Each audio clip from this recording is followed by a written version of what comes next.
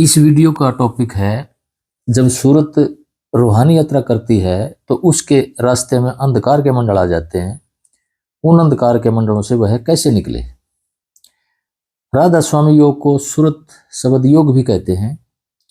यह कोई दर्शन नहीं है बल्कि व्यावहारिक मार्ग है। यह कोई मत या संप्रदाय नहीं है बल्कि ध्यान के अभ्यास में उतरने का मार्ग है। यह ज्ञान मार्ग नहीं बल्कि विशुद्ध रूप से भक्ति मार्ग है।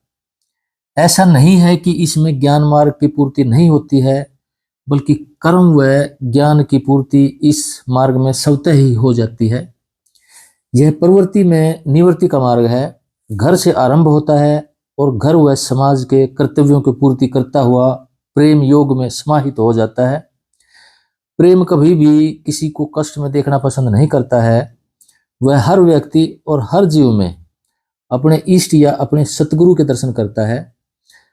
श्री अरविंद कहते हैं कि जब अर्जुन को श्री कृष्ण के विराट स्वरूप के दर्शन होते हैं तो उसे समझ में आता है कि श्री कृष्ण मेरे सखा और मेरे मित्र ही नहीं बल्कि कण कण व रोम रोम में बसने वाली आत्मा है और हर जीव के हृदय में निवास करते हैं। श्री अरविंद कहते हैं कि जब योगी को यह ज्ञान हो जाता है तो वह ज्ञान की पराकाष्ठा है, ज्ञान का चरम है और यहाँ आकर योगी का ज्ञान योग पूर्ण हो जाता है। प्रेमी जब सबके अंदर अपने इष्ट के दर्शन करता है तो वह कोई भी ऐसा कर्म नहीं करता जिससे किसी को उससे कष्ट पहुंचे या उसका अहित हो या बुरा हो। और वह जो भी कर्म करता है वह यह सोचकर करता है कि करने और कराने वाले स्वयं सतगुरु ही हैं, चाहे वो चोट मारें या इनाम दें। इस सोच से उसके कर्म योग की भी पूर्ति हो जाती है। भक्ति का जन्म हृदय से होता है और ज्ञान का जन्म बुद्धि से होता है। हृदय पुरुष की चढ़ाई ऊपर की तरफ है जबकि मन व बुद्धि का स्वतः प्रवाह नीचे की तरफ है। राधा स्वामी मत के संत शालिग्राम जी महाराज कहते हैं कि बुद्धि में सारी इंद्रियों को जीवन देने वाले बिंदु हैं। वो जब भी सक्रिय होते हैं तो उस क्रिया से संबंधित इंद्रिय तुरंत प्रभाव से हरकत में आ जाती है।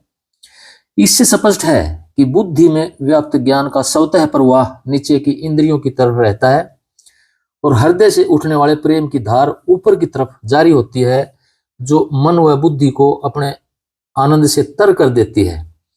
प्रेम की यह धार उतनी ही मजबूत होती जाती है जितने अधिक मस्तिष्क और बुद्धि विचार शून्य होने लगते हैं। यह धार संशय और द्वैतवाद को तिलांजलि देने लगती है।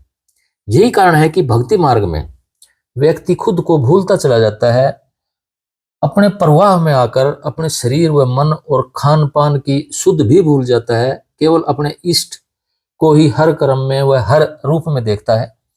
इसलिए भक्ति योग कर्म योग और ज्ञान योग की पूर्ति करता हुआ परमात्मा के साकार रूप से आरंभ होता है और अंत में उसके निराकार निर्गुण और निरपेक्ष रूप में जाकर समा जाता है। शालिग्राम जी महाराज स्वामी जी महाराज से कहते हैं अपने सतगुरु से कि गुरु मोहे अपना रूप दिखाओ, ये भी रूप प्यारा मुझको इससे वो दिखलाओ। अर्थात साकार रूप से निराकार रूप का दर्शन भी करवाओ। हमारी बिखरी हुई वृत्ति केवल प्रेम की ताकत से ही एकाग्र हो सकती है। ज्ञान से केवल उसमें और अधिक बिखराव ही आ सकता है। और जब चित्त वृत्तियों का निरोध हो जाता है तो शरीर व मन की यह ताकत जो पहले बिखरी हुई थी, कभी इधर भागती थी कभी उधर भागती थी, फिर यही बिखरी हुई ताकत एकाग्र होकर एक प्रवाह में आने लगती है, बहने लगती है और प्रकाश बनकर प्रकट हो जाती है। जैन दर्शन कहता है कि जब ज्ञान अपने विशुद्ध स्वभाव में आता है, यानी कि आत्मिक रूप में आता है। जैन दर्शन में आत्मा और ज्ञान को अलग नहीं समझा गया है। और जब यह ज्ञान अपने विशुद्ध स्वभाव में आता है, यानी कि आत्मिक स्वभाव में आता है, तो यह प्रकाश बनकर बहने लगता है, जिसे इस दर्शन में परम ज्योति कहा गया है। यही परम ज्योति उपयोग बनकर जीव और अजीव अर्थात जड़ और चेतन के परमाणुओं को अलग कर देती है।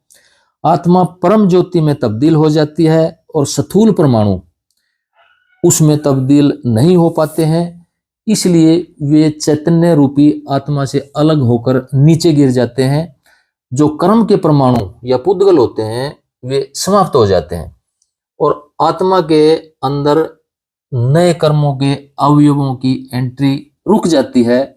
इसे ही जैन दर्शन में सम्यक दर्शन कहा गया है। भक्ति योग में यह बहुत सरलता के साथ अति शीघ्र उपलब्ध हो जाता है।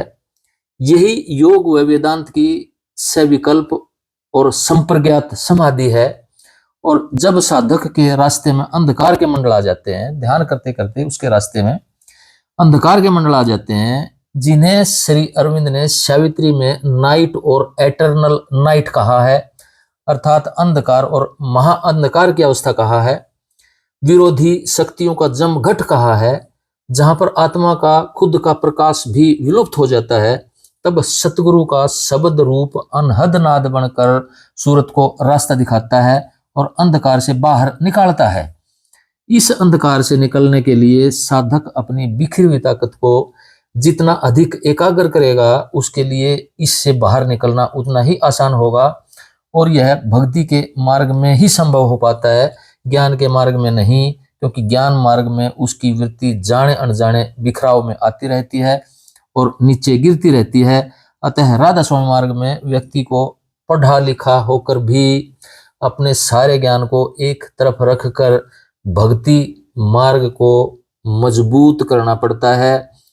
जब नारद ऋषि, सनत कुमार आदि ऋषि पुत्रों के पास ब्रह्म ज्ञान लेने जाते हैं, तो वे उसे कहते हैं कि हे नारद, तू अब तक जो जानता है उसे दूर रख कर यहाँ आ। सारे बुद्धि ज्ञान को त्याग कर ही ब्रह्म ज्ञान की प्राप्ति हो सकती है। भक्ति के मार्ग में सुमरण और सतगुरु प्रेमी की मदद करते हैं और सूरत के मार्ग में आने वाली किसी भी रुकावट को, किसी भी अंधकार को पल में धराशायी कर देते हैं। राधा स्वामी।